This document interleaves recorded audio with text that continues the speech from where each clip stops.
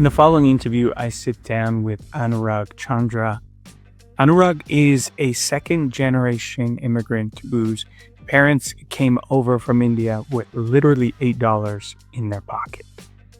And seeing his parents work so hard to build a life in the US propelled him to build an incredibly impressive career. 3 operator roles, 2 M&A exits before jumping over to the investing side of the house, and he's held various partner roles at different venture capital firms. But when he was 38, he had his own really big wake-up call, and he was diagnosed with cancer. And after that experience, he went about reevaluating his life so he could be more present for his family. He is now the chief investment officer at a large family office. He leads the investment committee for the San Jose pension plan. So big roles, a big life. But even through all of these accomplishments, he's managed to stay real, stay grounded, and not get lost in this endless chase for more. I thoroughly enjoyed this conversation, and I think you will too. But before we get to the episode, a quick shout out to our partners. This episode is brought to you by Dreamfuel. If you still haven't checked them out, you're missing out. They have a special offer just for Wake Up Call listeners. It's only happening over the next 2 months, and they are going to do a free custom visualization and breathwork session for your entire organization or your team. A bunch of you have already taken them up on the offer and have worked it into your revenue kickoff or your company-wide kickoff. Of course, there are a limited amount of these that they can do just due to coach bandwidth. So I would jump all over it. Go to www.dreamfuel.com/wakeupcall to claim your free team session, or you can visit the show notes below. All right, now on to my conversation with Anurag.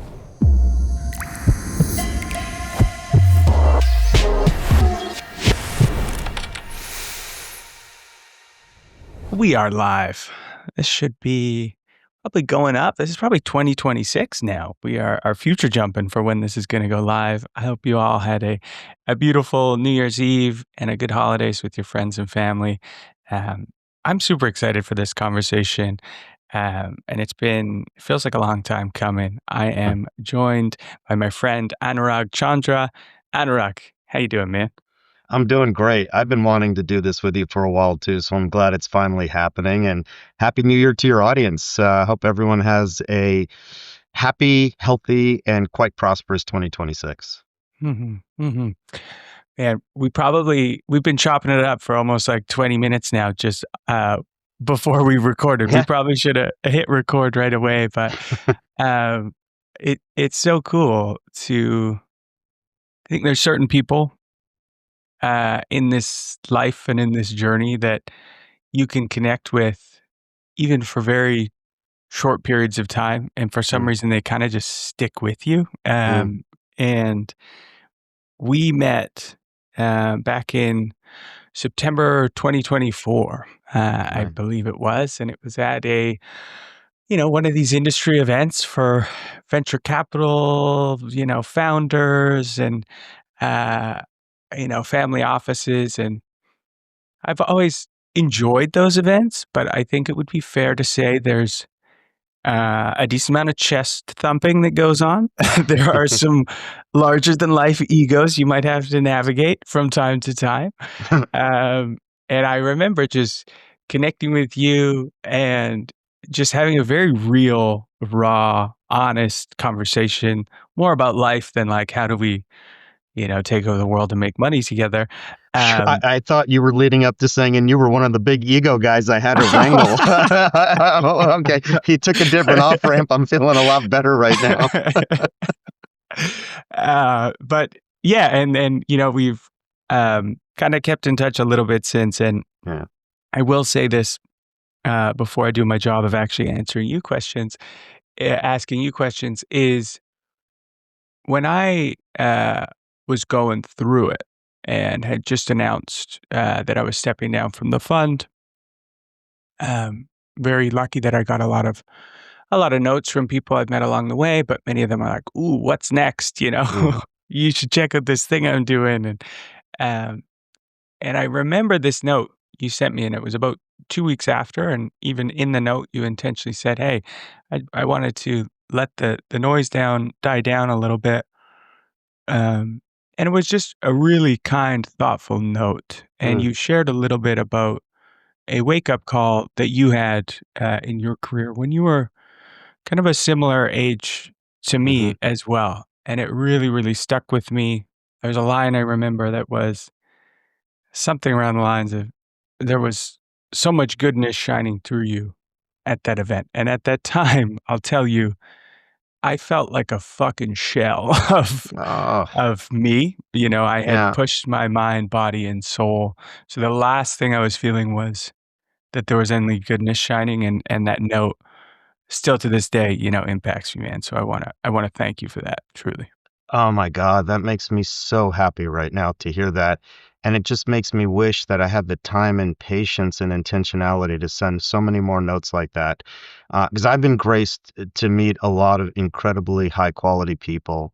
And you and I met and ended up being seated randomly together at dinner. Mm, And I was so excited because you do have an energy that you give off, and the conversation quickly moved to things that mattered. I don't think we talked a lot about industry stuff. I actually think your job was because you were at a fund, mhm. and I know your partner, your former partner, who thinks the world of you. And so I thought, I'm going to get hit up for money because I represent two different pools of capital that invest in venture capital.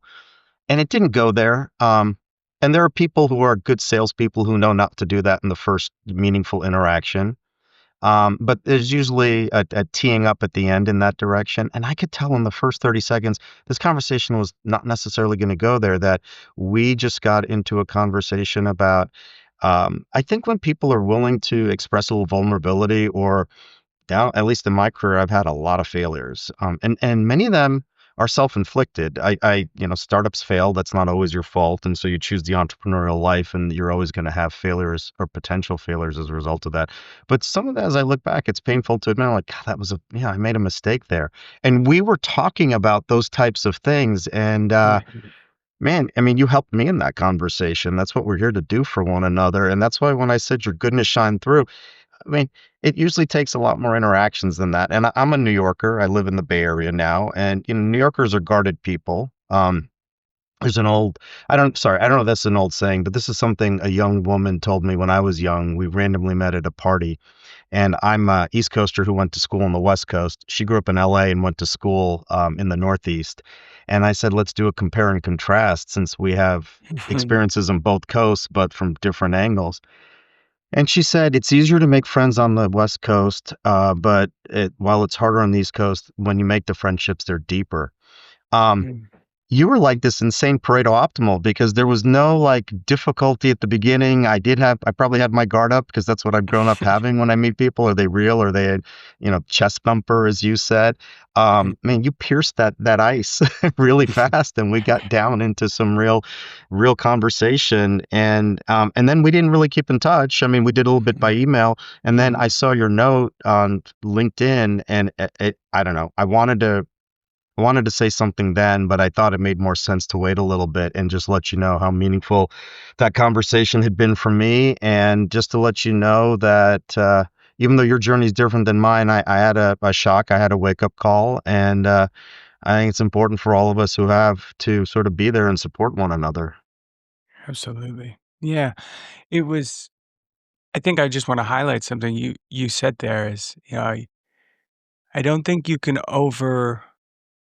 overstate the impact of spending 10 minutes writing a thoughtful note to someone, and I think Yeah. it was maybe even more impactful that,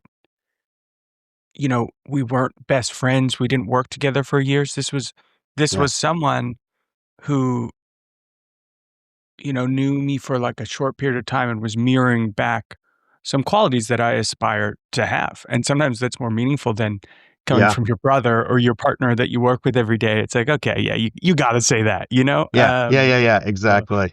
I know. yeah, if anything, let's all send one nice note out to today, would be a good one. It's a Um reminder for myself, and Yeah, yeah, you're right. It does mean more when it's someone who doesn't know you well, but also you had some meaningful interactions with. I don't Hmm. know. That's what life's about. I was having a conversation with someone yesterday that was far more work oriented. And at Hmm. the very end, he's based in India, so it was 13 and a half hours difference to him. He's like, I really would love to meet in person. I said, yeah, that's always the best way to do business and get to know people and build a relationship. And he says, at the end, what are your goals and aspirations over the next 10 or 20 years? And I said, like, that is not a question you ask over Zoom. Like that, we will have to wait for that in person. Yeah. But one of the things I said to him is, I love being international. And I think before the podcast started, you and I were talking about my mother taking me to India from the time I don't know, was 6, 7, 8, 9 months old, might be as young as 4. And then every 2 years, we would always stop through Europe. There were no direct flights back then. And my favorite thing to do is to sit in a coffee shop and see if there's some local who I can chat up, right? And just Mm. find connection, understand their world. I'm a geopolitical junkie, so I tend to know enough about what's going on in their country to ask questions, certainly not enough to render a meaningful opinion. And, that's well, you and I didn't talk about geopolitics or we're both Americans, but I just felt like this something similar happened there where two people who don't know each other well sat down. And it's funny, there was like 8 other people at the table, and then there was, 10 other tables, and there was noise, and Eric and Mike were presenting and all that stuff, but you and I just kind of ended up in our own little bubble. And I don't want to get too spiritual or psychic or weirdo, but like I Hmm. think those things are meant to happen when they happen. It was because it Totally. was quite random. It was. It was. Yeah. I'm with you. I think you gotta follow those threads when they happen, and here we are, Yeah, getting to continue the conversation. So, this is called, you know, wake up call. So I want to get into this wake up call that you had, I believe you were around 38. But yeah. before we get there, can you kind of paint the picture of life pre wake up call? Because you can check out this man's LinkedIn. He's incredibly humble, but you've been rocking and rolling for a while. You're a Stanford grad, 3 big operator roles. You haven't always been on just the investing side. It was like 2 M&A exits. And then you get into kind of as managing director, and like you're going and you're going fast. And Ooh, as someone who went fast, I know yeah, it's a whirlwind and takes a toll. yeah. Um, Wow. Well, thank you for describing my career that way. And just to fill in a little bit of detail, it's been a bunch of hard rights and some failures and some people doubting me along the way. And I've also gotten the benefit of the doubt from a lot of people. So it's been a mixed ledger that way. But I, you know, I don't know where the drive comes from, but it's definitely there. I think a big part of it is seeing what my parents sacrificed. When an Indian tells you they came to the United States with $8, I think it's pre-1991, might be in the late '80s. Up until that point, they're telling you the truth because the maximum dollars you could exchange as an individual, rupees into dollars, in India was 8. Now, Wow. yeah, now that 8 varies. This is where I'm gonna humble brag my parents. There are people who come here with $8, but they can send a Western Union back to family in India and get another 8 or another 50 or whatever they need. My Mhm. parents didn't have that luxury. My grandmother had to sell some of her gold and jewelry to come up with the $8 for my father. My father couldn't afford the plane ticket, and so he wrote a letter to the prime minister's office at the time and said, "I have this opportunity to pursue my nuclear physics PhD in Boston, and we can't afford the plane ticket." And so they sent him the plane ticket with a note that said, "Go make India proud." Right. Wow. And so when you hear stories like that, I'm sorry I'm getting a little emotional. You just feel like you don't want to squander the opportunity you've been given. And I used to go back every couple of years to India and have big families on both sides. And I'm one of many cousins, like 12 on one side, 10 on the other. And even as like an 8, 9, 10 year old, when I would be flying back to New York, I felt guilty. I'm like, God, I get to go back to all this opportunity and all this modernity. And these cousins who I love, they're never going to have that. India was a very socialist country, growing anemically. The irony now is there may be more opportunity in India. I mean, I'm so excited by what's happened, and maybe that's a separate conversation because I track that very closely and have been trying to do business in India since the mid '90s. So I think some of it comes from that, just experientially feeling like I can't fuck it up. It's just Mhm. not fair. But to then kind of fast forward, um, I was a bit lost in my 20s when I graduated college. I went to law school. That was intentional. I still to this day love the study of the law. I love the idea of a pluralistic society, trying to figure out how to create rules and find the line that makes sense for everybody in a democratic system. And then I went and practiced law and I realized this is nothing like that. This is terrible. I don't like it. I'm a round peg in a square hole. Um, I think I quit after 11 months at a very big top 20 law firm, and that's something you just don't do. And everyone tried to dissuade me. I should have quit in the fifth week because, Scott, I remember a very specific instance. I'm in a glorified, I mean, it was a closet. It was a big closet, but they were calling it a conference room. They had a table in there, and I was sitting with three other grunt first year associates from other law firms working on an M&A transaction. And I pulled out a 12C calculator to help calculate. I don't know, it wasn't the cap table; it was some other math. And everyone was like, "What's that?" And I said, "I mean, I grew up on this thing. You get kicked out of your Indian ethnicity if you can't use a 12C by the time you're in seventh grade, right?" So Yeah. that was probably my first sign. Um, but I found my footing, thankfully. And since this is about wake up calls and relationships, I really should highlight some important people. I won't get to all of them, but there's two that are worth mentioning. One is my friend Rob Held's father, Rob Held Sr., who's been deceased for many years. I called Rob. He was a fraternity brother. I said, "Hey, I'm a little lost. I was trying to do some stuff in India. It didn't work out. My dad's a professor. He's my role model and hero, but I need some advice for a business career." So his dad generously spoke with me, and I don't know if your audience is familiar with "What Color Is My Parachute." That's an Yeah. old school book, but Mhm. he was my real time, real life "What color is my parachute?" asking me all these amazingly interesting questions and really caring about me, which I just don't know how well I can ever. I'm just so indebted to him for that. Um, and I really realized I liked the technology stuff that I had worked on the most as an attorney and in the several projects I was trying to do in India.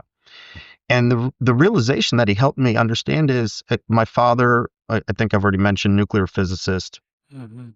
patents, wrote textbooks. We would hang out a lot on the weekends with other Indian families in Westchester. And those fathers were one guy was an IBM fellow, which is incredibly prestigious.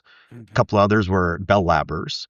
And when I was hanging around with the kids, the boys in that group of family friends, um, we would talk about coding and computer science. So I was the second or third kid in my town when the Apple PC came out. I think it was the second version, the 2E.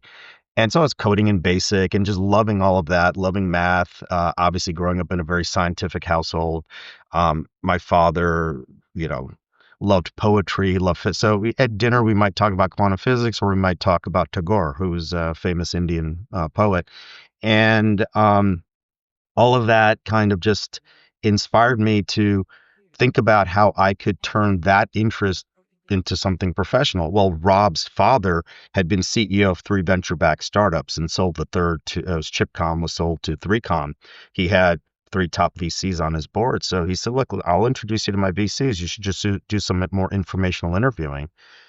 And I know I'm making the story long, so to get it moving, you know, I was like, "Okay, this makes sense." I was in LA at the time, so I'm like, "I gotta get back up to the Bay Area and really get involved in this tech scene." This is the late '90s. And you could start to see the Internet 1.0 bubble forming, but it hadn't formed, so some early signals. And I just ended up, this is you always have to be careful about when you're coming across as like humble bragging or showing off. But part of the authentic story is one of my friends from across the hall, my freshman year, founded one of the luminary 1.0 companies. So I'll just leave it at that. There was a big four then, and he was the founder of, I think, the biggest of the four, but definitely in that four. So I Wow. So I emailed him and I said, "Hey man, got this advice from Rob." He didn't know Rob that well, but Rob's dad. What do you think? He's like, I could introduce you to my VCs, but I got a better idea. Go talk to this guy, Edgy Scott at Imperial Bank. He's doing something that could serve your purposes. So I met Edgy at the Circus Club in Athens. I flew up from LA, met him. 4 hours later, we were in his office and he sketched out an offer. He said, "Hey, I know you're a lawyer. I know you don't know much about, tech banking. I know but I think, he called me his little experiment." So Rob Helt Sr. and Edgy Scott are two people who, for no reason other than kindness and generosity, looked out for me and kind of gave me a framework to think about my career, which was invaluable, and the other gave me my first shot. And my 30s was a little bit of a rocket ship, and it was a little bit heady. We had the exits. I got asked to join Lighthouse Capital Partners. I got to throw my wife a bone there. She was their attorney at Cooley Godward. I mean, my wife and I were like the classic mid-20s couple in the go-go 90s, working around the clock. She always had a deal that she had to work on. I had CEOs who were calling e-staff meetings at 8 p.m. because the world was falling apart and we were running out of money. I mean, in retrospect, we loved it. At the time, I think we were pretty exhausted. So she was a great attorney. And so I think Lighthouse thought, well, if she's great, maybe her husband's great. So we pulled the wool over their eyes with that one. And things moved. I was getting recognized. I made a top 40 under 40 list for Silicon Valley, and things were going great. And then I got hit with colon cancer when I was 38 years old. And that was my wake up call moment. And I remember I was in the hospital for 4 days. It was surgery. I ended up never needing radiation or chemotherapy. And by the way, there was a few years after this, after the cancer scare, where I only spoke about it in the detail I'm speaking about it now with close friends. It was something that I didn't even want to bring up with my wife because I know that it had been painful for her. And so a lot of times you just kind of, manage and deal with these issues on your own. And part of the reason why I want to do this podcast is I love that you are having people share their wake up calls, because I think dealing it with yourself by yourself, and I'm from a generation, I'm a Gen X guy. We were told by coaches, walk it off. We were told by teachers and parents and other folks, boys don't cry. Like, it's a lot of stuff that creates angry men, certainly, because all of that stuff is bottled up. But, regardless of generation or gender, I think there's a tendency to keep this stuff to yourself, and you don't want to burden other people. But I think it's important. I think when you're going through that wake-up call, you need support, you need friends, you need allies. And I'm much more comfortable talking about it now. I mean, it's so in my rearview mirror. So I didn't need radiation or chemotherapy. I've had people a few times say, "Oh, you're a cancer survivor." And I'm like, I really don't like that word survivor, because I spent a lot of time at the cancer center at Stanford Medical, and cancer is not one disease. It's a gazillion diseases, and the severity varies. Former Senator Ben Sass just announced that he has pancreatic cancer. That is very different than stage 1 colon cancer. They're not even close to the same disease. So I wasn't a survivor. I had a scare. I had surgery. They got it out of me. I had 21 clean lymph nodes. I had no metastasization. So I never needed radiation or chemotherapy. So from that sense, I totally died. Bad luck to get cancer, but if you're going to get it, you get it the way I do.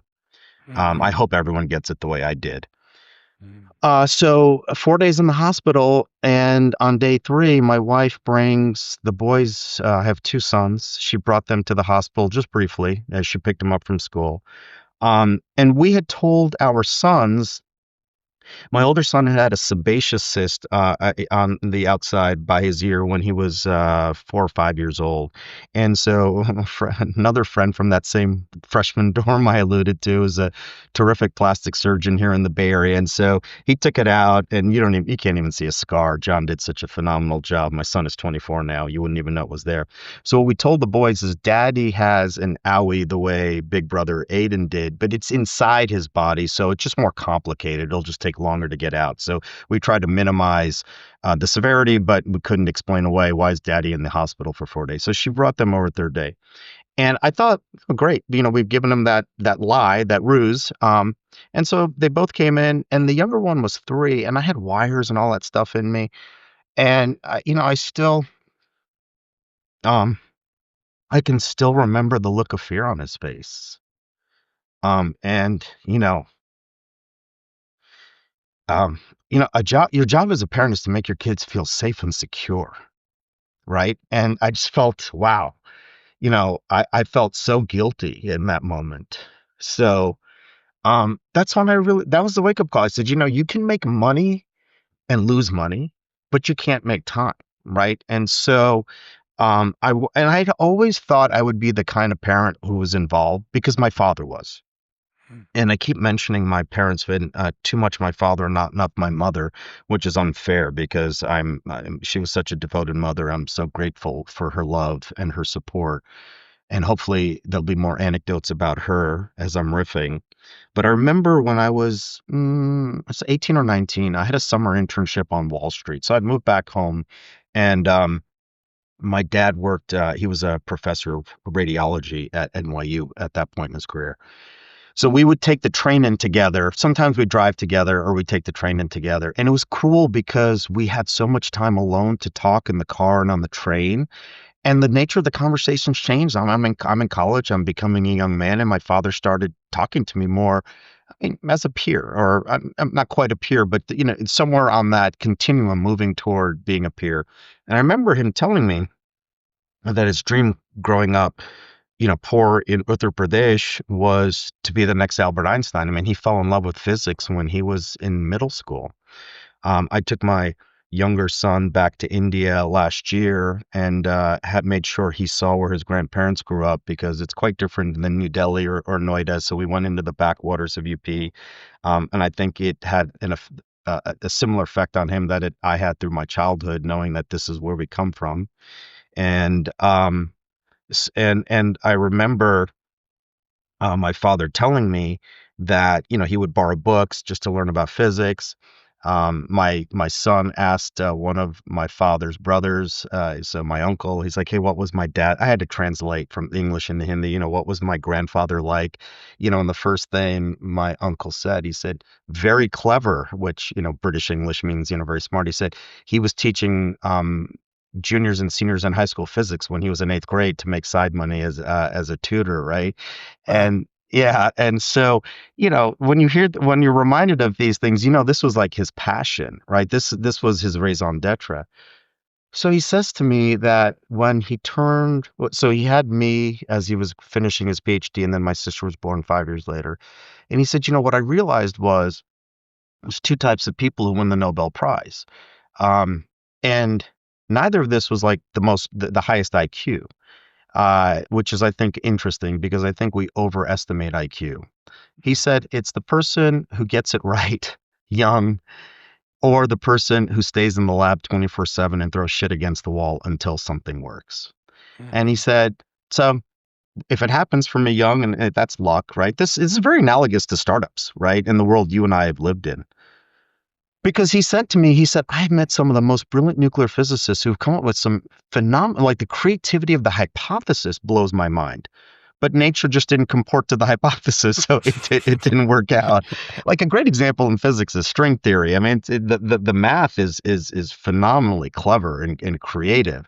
I personally don't believe in string theory at all, but I can recognize, and I think it's somewhere on the continuum of being discredited, but I don't know. But I certainly don't believe it. But it's really creative.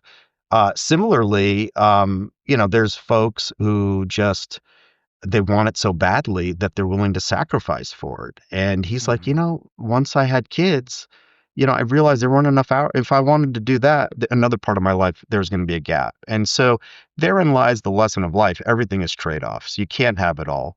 The people Mhm. who know that the most are working moms. That they Yeah. bear the brunt of it worse than anybody else. But I certainly feel like I can empathize to some degree. So Mhm. coming back to that moment, I'm like, I think I've been that kind of dad. They were really young at that point. I talk that talk because those are the values, and I saw my dad manifest it. I mean, he would come home tired, He'd walk a mile and a half to the train from NYU to Grand Central, and then, he'd commute 45, 50 minutes on Grand Central, drive home from the train station. And I'd say, Dad, we got to go play tennis because I was a competitive tennis player and I wanted to get good and, tired, exhausted. I didn't know as a kid how exhausting it is to work a full day like that and teach for 3 hours and, be talking and exhausted. And my dad would be like, give me 20 minutes, let me eat something, let me rest. And he'd put his tennis shoes on and we'd go play. Like he was just always there. And so that moment, I'm like, oh, dude, it's easy to talk, but you really have to live these values. And that's probably Mm-hmm. the most profound thing that came out of my wake up call. So my career at some point, at some level, it just didn't have the same speed. It just couldn't. I just wasn't putting in the same number of hours. The hours I did put in, I'd like to think I was conscientious, professional, hardworking, but the way my wife and I were working in the late 90s, I definitely wasn't working that way. But life is long. It's a journey, and again, it all comes down to trade-offs. And so I haven't lost the ambition. I haven't lost that ego. I do want to put some more points up on the board. In a very crude manner, the scorecard for a business person is money. So I would like to have that success. I don't necessarily feel like I need to spend it for material things. There's a lot of good things you can do with money too. But more than anything, I feel like I've got one more build something with a team in me. And the difference between now and in my 30s is there was ego. Like I liked the idea of being on a top 40 under 40 list. I liked getting recognition. I don't know that that's as important anymore, but like having a success, having something that I do with a group of people that I couldn't do by myself, and looking back and saying, okay, we were X when we started, now we're 3X. And 3X can be defined many ways. It doesn't have to be, it could be revenue, it could be fund size, and it could be some more qualitative measures as well. Uh, for some reason that drive hasn't died. I think I sublimated it for a while, but it hasn't died. I hope it comes from a healthy place, but I know it also comes from a place of ego for sure. Um, I look at a lot, Scott, I'm sure you've experienced this. I look at a lot of dudes who have been successful and they're pretty self-important as a result of it. And you're like, really feels like luck was a pretty big part of the equation for you. So I have to admit, I'm not a jealous guy. I know there's like the seven deadly sins, and wrath is, I think, the one I'm susceptible to. Uh, but the others, I'm not a glutton. I don't feel jealousy. I lived in LA. I mentioned that, and I. You're very courageous, and I also lived with a courageous roommate who had always been raised that he had to be a doctor or a lawyer, and he went to law school and did very well and was a lawyer at a very prestigious law firm in LA and hated it. And he was very creative. He'd always wanted to be an actor. And so he made the decision to act. And, he was hanging out with a bunch of his actor buddies once. They were playing poker at our apartment.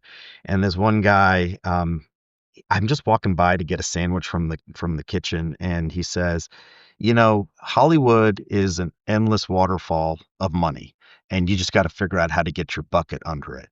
And I've always taken that guy John's metaphor and I've adjusted it. Well, if it's a waterfall, that means the water's just always going to keep gushing. So if Scott is the first investor in OpenAI and makes a gazillion dollars, why should I be jealous of Scott? Because there's more coming. You got your bucket under there. I just got to figure out how to get my bucket under there. And if I know what size bucket I need, like that will make me happy. If yours is bigger than mine, what do I care? I don't care. Right. So I've never had that, but I do have the, like, just don't tell me you're talented or smarter than me or better than me when, I don't believe it's true. And that's the thing about competitive tennis players is you always think you're better than you are. So I definitely know I'm susceptible to that, like in the mano a mano when someone is, how guys can be when they're trying to do the alpha male thing because I'm at a more successful, I have more prestige than you do, or I have more money than you do. Um, yeah, I mean, I'm in my 50s now. I have to admit that annoys me a lot less than it did when I was 25. So there is some growth and maturity there, but there's still a little bit of that. So that's maybe an unhealthy place that it comes from. But I also think genuinely, oh my God, my father, again, he's coming up again. I think he did work with associates, so I don't want to minimize that. But, a lot of what you do as an academic in science is think really hard in isolation.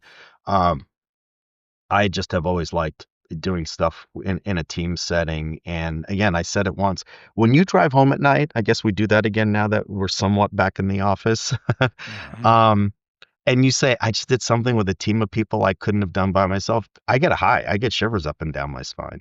Mhm. So, anyway, I don't know how long I went off there. How many questions did I prevent you from asking? Sorry about that.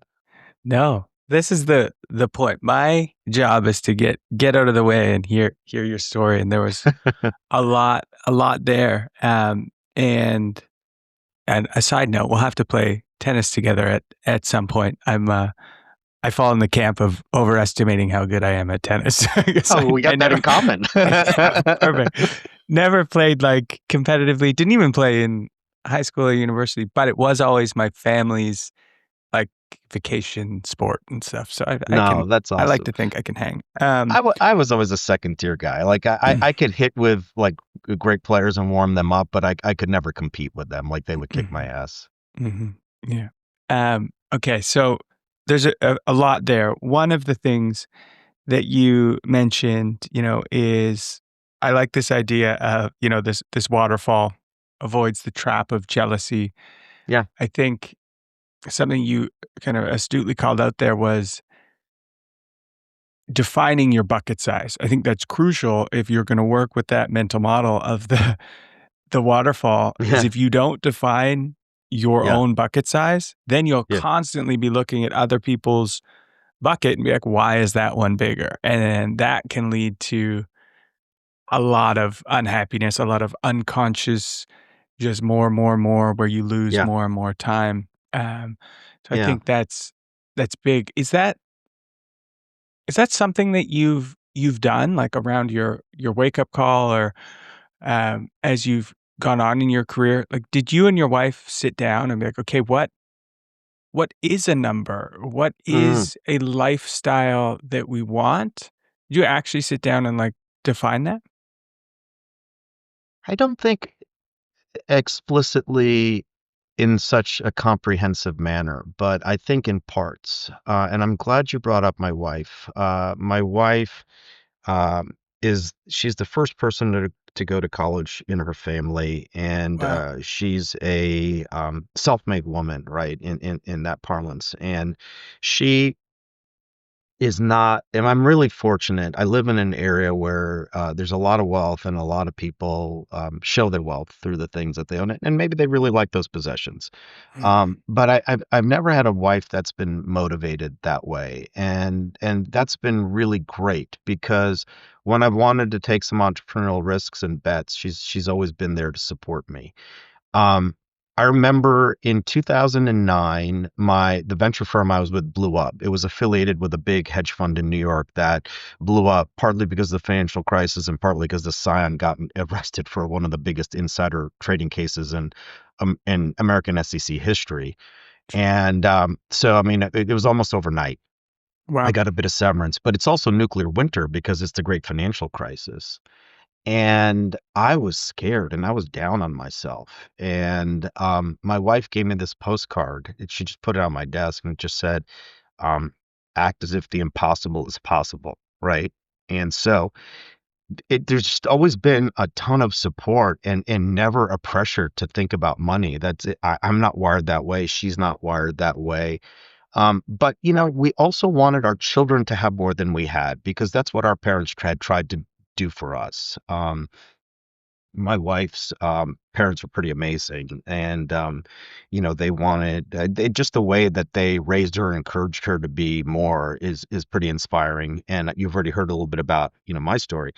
So I think we cared about money to the degree that we wanted to give our kids more. And it's that whole concept of doing more for your kids gets because at some point then, if every generation follows through on that, you get so wealthy, your kids get pretty spoiled too. Mhm. So I think we were always a little bit mindful of that as well, since For me, I know it's like a friend of mine once said, when you eat sushi, you start out with California sushi because that's like the entry, or it's like the Zinfandel of wines, and then you mature your palate, right? I'm a Yeah. big reader, and a lot of people think of Great Gatsby as California sushi, and that really offends me. I think Great Gatsby is an unbelievable. I think it's the rarest wine, and I think it is the highest priced Toro that you can find in a metro in Japan. That's one of my two all-time most meaningful books that's had a profound effect on me. And the protagonist is this guy Nick Carraway. And I think a moral of the story at the end that a lot of people don't pick up on is Nick is the one telling the story of the Great Gatsby and of the Roaring Twenties and the parties and being the bond salesman on Wall Street. At the end of the story, he moves back to Minnesota. And the reason he moves back to Minnesota is as I think, my interpretation of the book, he's eschewing the New York go-go material lifestyle and going back to the humble roots of the Midwest, which is what the Midwest is known for. My family comes from pretty humble roots in UP. And I think Hmm. I've always had this tension between wanting to be in, I want to be in the center of the action. So Silicon Valley, the 2025 version of the 1920s roaring New York. Hmm. But I also wanna stay grounded. And that's my tension. I don't, some days I think I'm successful, other days I'm not successful at it. Hmm. But it helps to have married a woman like the one I've married who is, Midwest. She's from San Francisco, but I promise you those values are that she grew up with are very similar to the way I'm generalizing the Midwestern values. And so all of that keeps us from thinking about, do we need 10 million in the bank? Do we need 50 million in the bank? Do we need 100 million? Do we need a billion? And I'm being very honest. I'm using those numbers for a purpose. Like I have had a dozen conversations like that in the last 10 years with people who will literally say, this is my number. And it's weird to me. We do want to retire comfortably. We do think about those things practically. We sent our kids to private school, which was pretty expensive. So yeah, we have, but it's been much more in a budget kind of a way, as opposed to like an aspirational goal of being wealthy. And part of the reason for me is some of my unhappiest friends are the ones who have a lot of money. They're centimillionaires, but they're like, that guy's a billionaire. And I Hmm. don't know how wide a reach of an audience that you have with this podcast, but Hmm. this is a Silicon Valley syndrome. I don't know that many other people can relate to it. There are more billionaires here per capita than Dubai or UAE. And so it's warping. You have to be careful. And when you raise your children in this kind of environment, it can be a challenge as well because, your perspective gets warped. Um, Yeah. so, so we focused on a lot of that, but I don't think we've ever really focused on like discrete goals, per se. Um, and maybe it's partly because, we've built equity in a house in the valley. I've done well enough. And my wife's supported me when I was at startups with her big fat paycheck at Cooley Godward, so that was nice. And now she's doing yeoman's work in the nonprofit world. So she's not trying to maximize her earning potential at this point. Other than the scorecard aspect of it, I really want to work for as long as I can and focus on building something with a team. So those are our motivations. Yeah. I think that's a healthy perspective. And, what you described was one of the things I think I got quite disillusioned with in my journey was just the people I started looking up to didn't seem very happy. They had something which I called, and people have told me to talk about it a lot, but it's something I call the sickness, and I Mm, had it, and it is this insatiable sort of unconscious drive to just more success, more yeah, accolades, more money, and it does feel like it's a progressive disease. I could see myself at actually getting worse and changing my inner compass a yeah, little bit to make that almost it was like my god, at at yeah, one point. yeah, yeah. And, it's it's a slippery slope because, like,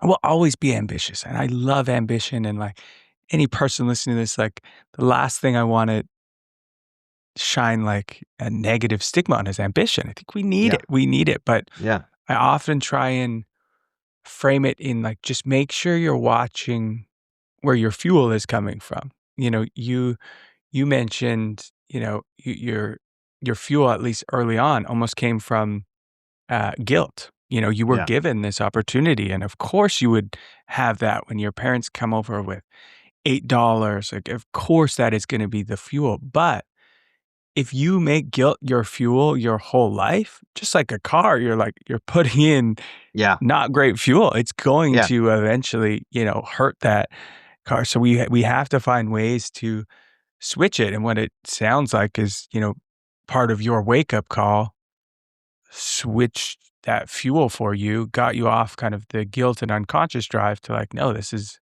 about me creating a life where I can connect more with my family. I have more time to be there. Yeah. Um, and I think that's something super interesting that I haven't quite figured out if how to do that, how to help change someone's fuel, because sometimes the fear or the guilt or the I'm not enough is a stronger fuel. It's kind of like the jet fuel, but it Yeah. won't let you do it for long periods of time. If that makes sense. I love that matter. By the way, you are doing it with this podcast. I mean, I hope people. I never want anyone to have cancer, so learn from mine, right? It's just a weird connection here, but when my kids were going through the college application process, I looked at it and I thought to myself, this is insanely complicated and very different than when I was applying to college. So I tried to, and then I realized this is a game, and that's kind of not fair to these kids that there's strategery involved. You got to think about the it's not just applied to, I mean, the system should be just applied to all the colleges at the same time. They give you their decision. They're not trying to maximize for yield and get it to the top of the U.S. News and World Report, all that stupid stuff that they do. Mhm. And then, the kids get in wherever they get in, and they get, 30, 60 days to then visit the schools and see which one fits, instead of, I got to do all these tours beforehand to demonstrate interest in the school. I mean, it's just absolutely obnoxious that you have to do all of this stuff. And so what I ended up doing is, so I learned a bunch about the process. And so I helped my two kids, right? But then I'm like, okay, I've got all this information. And so I would just share it with other parents going through the process. I'm like, I went through the time and the effort. So here's some of the gamesmanship that these colleges play that you should be looking out for when your kid applies. Okay. Uh-huh. Similarly, more than just I should get the benefit of my cancer scare. Like and the fact that you're doing this podcast and bringing people on who've had similar wake up calls, it's a way I think you are helping people think about their fuel and the type of energy they want to put in. Because while I may continue to have guilt complexes, I think we all do, that cancer scare was so powerful. Like all of the petty things that I worried about just seemed so insignificant in that moment. And but I would never want anyone to have to go through something that jarring in their lives, Mhm. right? So that's the gift that you're giving, in my opinion, through this podcast. And we'll see. I mean, sometimes people have to learn on their own. There's the old expression, like, yeah, you have to sometimes make your own mistake, and someone Mhm. else can't tell you to avoid the mistake. But I Mhm. think this is an amazing effort to get people to re-examine, I love your metaphor, their fuel. Mhm. Yeah. Well, thank you for saying that. I'm very open with, this is very much an experiment, and jury's out if you can actually, like, the goal is helping people wake up before their wake up call, and Yeah. I'm very conscious of the fact that that might not be possible.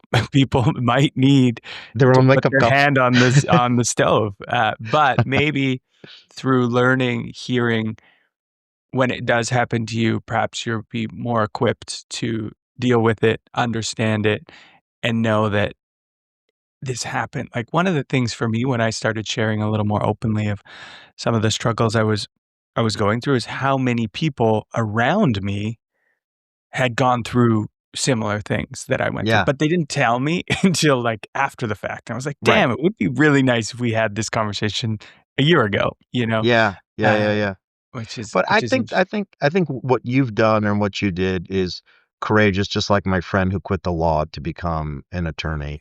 And then for you to create this kind of a conversation and venue where you express yourself and other people express themselves. I mean, not only are you helping your audience, every guest who comes on is also in some way, this is therapy for them too. I mean, talking about this stuff is important. It comes back to my having been raised sort of a Gen X guy where you're sort of not encouraged or trained to do this. So, Mhm. um, you're also part therapist in these sessions. And, I used to, when I was a kid, I used to like, man, I'm not courageous because I used to think courage was the absence of fear. Mhm. But courage is not the absence of fear. We know as grown-ups that courage is overcoming fear. Like we all have those fears. Mhm. And again, you're creating a space for that to be discussed openly, and that helps us on that journey. Thanks, man. Yeah, it's funny. I joke with some of my friends that I'm not a certainly not a therapist in any sense of the word. I don't have any training, but I'm becoming Silicon Valley's therapist just because I have opened the amount of LinkedIn messages I get Yeah. from founders being like, "Oh man, I am going through it. Can I like there's no ask. Can I just like talk to you for 45 minutes?" I'm like, "Sure, man." Like I'm in a weird time zone. I'm in India, but absolutely. And it's it's hard out there, man. It's I think it's an interesting time with a lot of the speed of progress and just how quickly things are moving now that people's mental capacity is really getting strained. And It's a great insight. First of all, Mhm, I'm not surprised that people are reaching out to you, and good on you for, taking those calls and helping those people. I have I've never been a founder.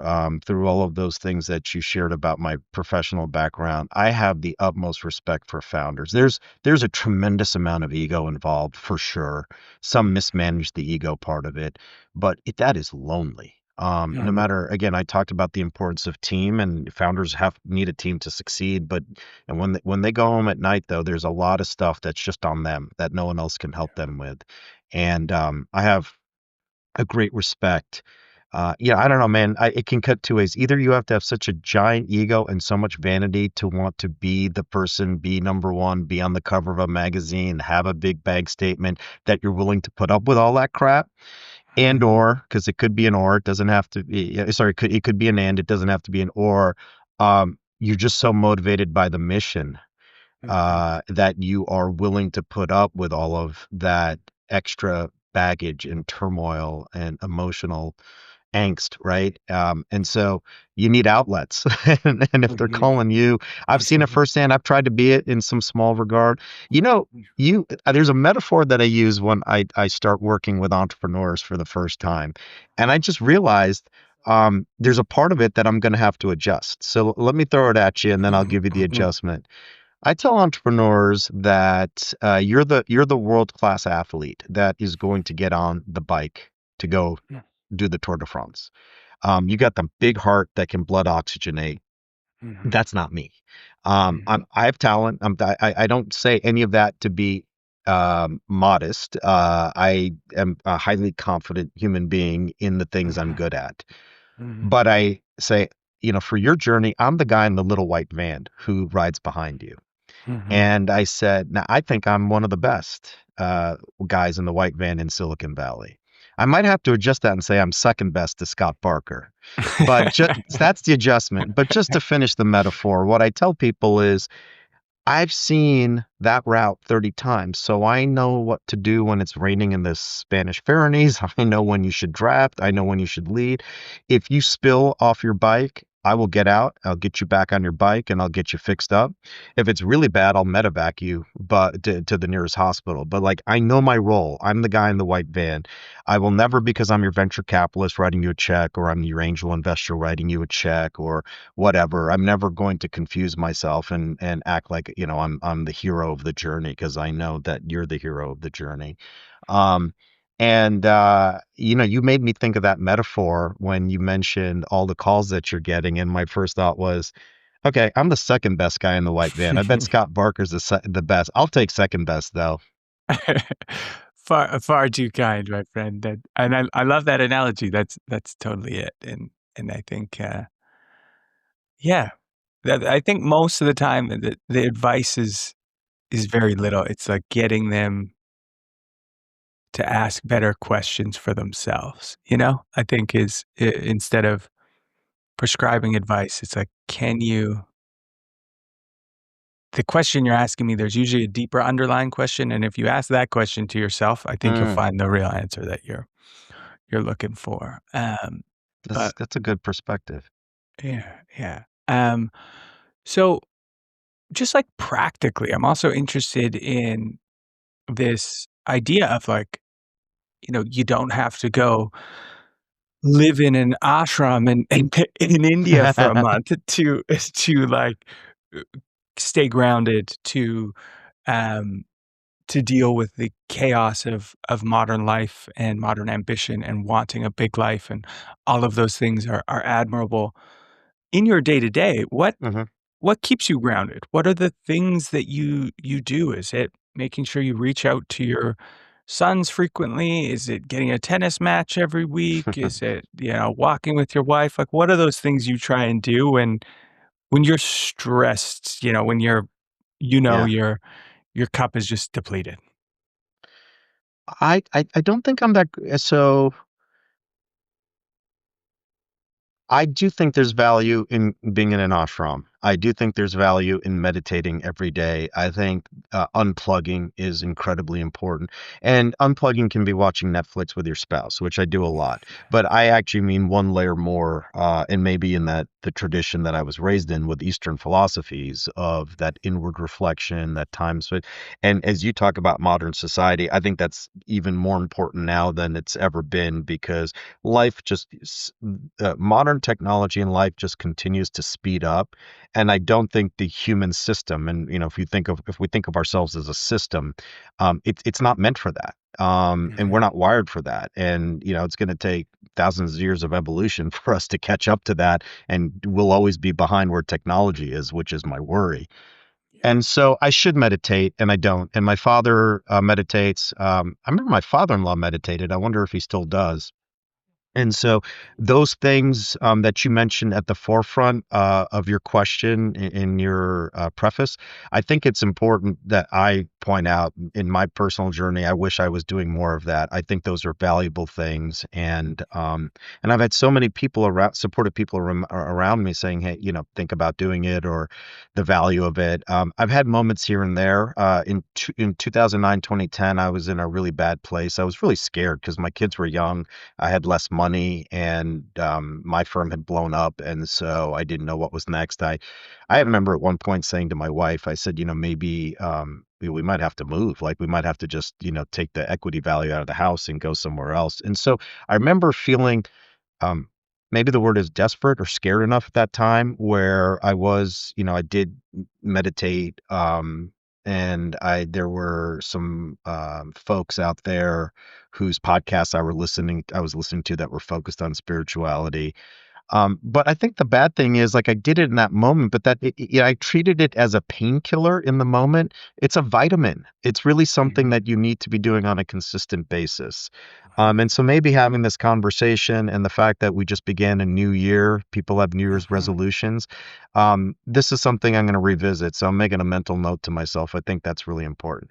Okay. Love But that. there's an absence of that in my life. So what do I do otherwise? I do find that when I think about how my kids are and how they're doing, my older son lives in DC now. My younger son is finishing up his last year in college. We've been empty nesters for a long time. As with a lot of Gen Z, they're not that great at returning calls and texts. So, it's more just kind of, knowing the flow of their life and that they're making their own way.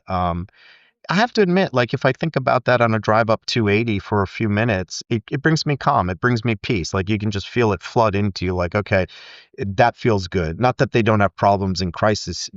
Everyone does, but like, generally, they're on a path right now. Mhm. My wife is, incredible. We're home alone. We've got our dog, who's our third son, who we spoil like crazy. He's actually a big part. Just dogs are amazing. If I had more time, I there's a professor I think at Duke who studied the relationship between canine and Homo sapien. I mean, it's like 30,000 years old. We domesticated them from being wolves, and like I never had a pet like this before, and so I got to be honest, man. Hogan is a big part of what grounds me. Just spending Oh time with yeah. him, because you know what dogs do. You're present and you're in the moment with them, Mm-hmm. and that's while I don't meditate, maybe I'm getting that a little bit by derivative, right, with him. Um, and then yeah, like my wife and I, we go to the gym together, we walk together, we watch Netflix together. It's all mundane stuff. And she likes to tell me more about how her day is going. I'm not as good about that, and I think she thinks I don't care because I'm being the typical guy thing and giving one or two word answers. But I enjoy that. Like when we're in those moments, I'm not thinking about the deal I'm trying to close or the startup that I'm working with that's not getting funded. It's like it's like this neat separation. I do work a lot from my home office, which is where I am right now, but I feel like I can walk out of here and into the other part of the house. And a lot of people say, I don't want to work where I live because then I feel like there's no separation. But it's like an invisible barrier. I walk through and I'm over there, and there's this life where there's no pressure to do anything or be anybody. I mean, we have a very normal relationship, and we met in law school. She's an attorney, so when we fight, it's like two stubborn lawyers fighting. So I mean, it's not pretty, and we're not perfect, but I just yeah, I know she's always going to have my back, right? And that in and of itself is so calming. And I think earlier in this conversation we talked about I don't feel any pressure to be something or make a certain amount of money for her. My parents have no expectations of me from that point of view, and so I get caught up in all the ambition. Let's say it's in this room or wherever, but I walk out. And one thing I think I'm pretty good at, I don't think I get enough credit for, so pat myself on the back, is yeah, we have our phones next to us and they're dinging all the time and we're taking a look, but I leave my phone in the home office when we're in the family room watching TV. When I go to bed at night, I leave it charging either in the home like I but when I'm experiencing my non-work life, I really try to be a part of my non-work life. When I go on hikes. I've got some really good guy friends who are able to express vulnerability and be real and talk about the challenges their kids have had and we've had with our kids. I mean, COVID was a tough time for teenage kids with the isolation. Mm-hmm. There was depression, and so when we're around folks like that, I'm just so blessed because some of these guys are examples of really successful Silicon Valley folks who've made a bunch of money, but they've maintained a level of grounding even though they've had that success. And there's people like that here. I mean, maybe it's a minority. I don't know. I've never done a survey, but I Mm-hmm. found enough of them. And so, like these hikes, these walks and talks with one particular friend that I don't want to mention him because he may not want to be mentioned, but yeah, it's grounding. It's in its own form meditative, and like I feel like my blood pressure's low. I feel relaxed. We're hiking Windy Hill or Hams in Portola Valley, and I mean, you just stop. And he's better at this than I am. He's like, hey, stop. He's just look at this, and we'll look out. You can sometimes see San Francisco from there, or we'll be on the other side where you can see the Pacific Ocean. And he's like, we live in this. He's like, Mm-hmm. and so you just stop and appreciate the beauty that Northern California has to offer you. So I get a lot of these moments that I think, cut up the movie reel that's otherwise, the 10-year professional ambition that I want to recreate that I put on the side. And I'm just very grateful that those external influences are providing it for me because coming back, I don't know if I do it enough endogenously. And Mm-hmm. and that's something that I should probably set as a New Year's resolution. Mm-hmm.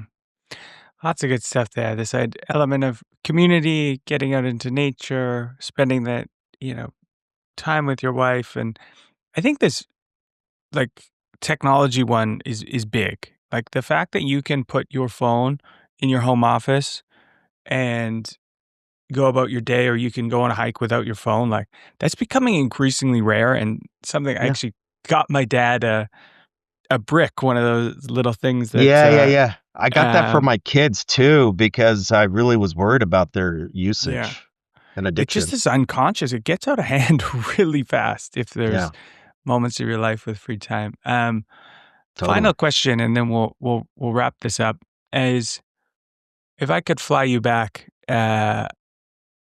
to that period of your life, you're sitting in the hospital bed, Mm. over those 4 days. Imagine you're reevaluating everything. There's a lot of fear. Um, what do you tell yourself? Oh, oh, what a good question. Okay, well, the first thing, I feel like I'm trying to assemble my thoughts because things are flooding in really fast. It's a profound question, but let me start with I would tell that person it was so worth it to have Mhm, made the change that you made. Um, mhm, I don't have a perfect relationship with my kids. I am far from a perfect father. But I once read a quote. I mean, I read this quote when I was probably in my early 20s, and I don't know why it stuck with me. I wasn't even close to thinking about parenthood. And it's Jesse Jackson, and his quote is your children don't need your presence, presents. They need your presence, presency, right? So um that is 100 for me going back to the me in the hospital, that is 100% an accurate statement. And I have a relationship with my kids that I just so cherish. Um, I want to say something about that though. There's a chance I over-indexed on it, right? You can be too much involved. That's also mhm, so I always had to be careful that I was present, but I wasn't. I mean, they have to have their own lives too. So I hope I navigated that and I danced on that line, correctly. But in retrospect, I think I could have been around less and still had mhm, the relationship I have. And then maybe that time could have been spent more on the ego and the ambition. And I think but you don't get a playbook. You don't get a textbook. You don't get an equation on parenthood, right? mhm, And when my first son was born, I was having lunch with an old friend. He was 10, 15 years older than me. I'd been an interim CFO at a company that he was interim CEO. Someone had bought the assets out of bankruptcy, and we were doing this. I was young, but a little bit of a mentor figure. And so I'm going off on fatherhood and like this baby and like just how mesmerizing it is. And he was an engineer's engineer, and his name was Jack. And he says, so he said, you learned the first thing about parenting. And I said, what? And he said, there's no such thing as quality time. There's only quantity time. And I said, I hadn't said anything like that. I was just, but I think what he was intuiting is I was loving spending all this time with this baby. mhm, And I said, what does that mean, Jack? I think I know what that means. Because again, I had my father as a role model. So I kind of intuitively, he said, yeah, he said, I got these friends who are CEOs. And, one guy, he's CEO of a company in Canada, but he lives here in Los Altos. And he's like, yeah, I leave Sundays for Toronto. I can't remember where the company was. And I'm back Thursdays. And so, I'm with my kid, my family, Friday, Saturday, and Sunday morning. And like my son and I play tennis every Saturday morning. Like that's our thing. Like, so that's our quality time together. Jack went on to say that this kid had a bunch of troubles in high school, got, in trouble in a bunch of different ways. Now, is that totally correlated to dad not being there? Who knows? But Jack's point was there's only quantity time. mhm, And I started thinking about that as my kids got older, which is like, I had my son, one of my older son would sometimes walk into our room at midnight and finally want to tell us about the kid who had been bullying him that day. And my wife was like, why couldn't he tell us that at 3 in the afternoon? Because we wanted to see. But, you had to be awake and you want to be awake and be there. I never wanted to tell my children, um, yeah, can we do this on Saturday because I got to get on a plane tomorrow morning to go fundraise, right? I mean, part of the mhm, reason why I dropped out of the venture world is you have to fundraise. And I was never at Sequoia or Excel where, they just say we're just raising our next fund and the subscription agreements come flying in over DocuSign. I always had to hit the road. And you can't expect your partners to do that when you're not doing that. And I never wanted to be traveling that much for those 18 months. So, that quantity time over quality time, I'd go back and tell that guy in the hospital for sure that you made the right decision there. I like The that other a lot. the other thing that I would tell that guy sitting in the hospital is, um, you are going to have some knockdown, drag out fights and bad moments in your marriage, because I think 99% of people do, at least people who are honest about it. Um, but always remember, when you are in that moment of anger and you're just looking at your partner in that jaundiced manner in that moment, remember who she was for you at this moment. So Yeah. that's the second thing that I would definitely tell that person. And the third thing I would say to that person is, you know, even though you're going to have remembered these profound lessons in some fashion, because I'm forever shaped and changed by my wake up call. You're also going to forget some of these lessons. Life Mhm. just kind of gets in the way, and you go back to being yourself. And I remember a buddy who's actually the founder of a pretty well known brand name venture firm. He and I we actually wanted to do something together back at that time. I should have done it with him, but part of the reason I didn't is I knew it was going to be a 0 to 1 lift for that fund. And I didn't think I could have the balance I wanted to with family. So I don't regret that. And I'm super happy for him because his firm is insanely successful. But I remember telling him some of these things, and expressing some of the fears and vulnerability in the way I was changed. And he's like, yeah, he's like, you feel that way for 6 months, but then, you'll be back to your old self. And I'm kind of glad he said that. It was kind of, at the time I was taken aback. I'm like, that was kind of douchey. And he kind of referenced his father having a health issue and his father never being around and working all the time. And his father just went back into that mode. And I just remember thinking, oh man, like, I don't want that. I don't want to in 6 months just go back to who I was at age 32 or 33, just focused on career ambition, success, and ego. So I don't think I was that terrible, but it just seeps back in. It just Your external environment has a way. It's a little bit like Medusa, right? Like if you stare into the mirror, and I think you alluded to this earlier in this conversation as well, which is, um, I think there's a tension for me when I feel like I'm too engrossed in my career. I get worried that it's Medusa and I'm gonna have the snakes growing out of my head. And so, like, I almost self-sabotage a little bit, Mhm. because I'm too worried that I don't trust myself. Because, like, if other people are susceptible to it, what makes me so special, right? Mhm. These external forces are powerful, and sometimes, like you did, just saying, I'm going to take a big time out from everything and regroup and reassess myself so that I can make sure that I'm making contact with those external forces on my terms. Um, and so, it hasn't always been on my terms. And so maybe I'd go back and I tell that person, just make sure it's on your terms as much Mm. as always as possible. Mhm.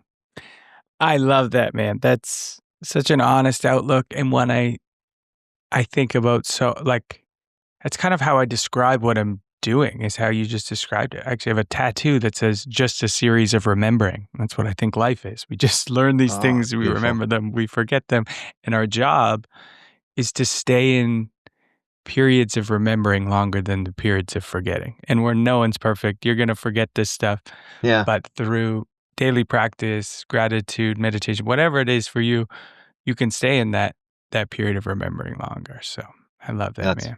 that's beautiful. Um, Well, this was awesome, Scott. I am so grateful that you and I ended up at AFS in September of 2024.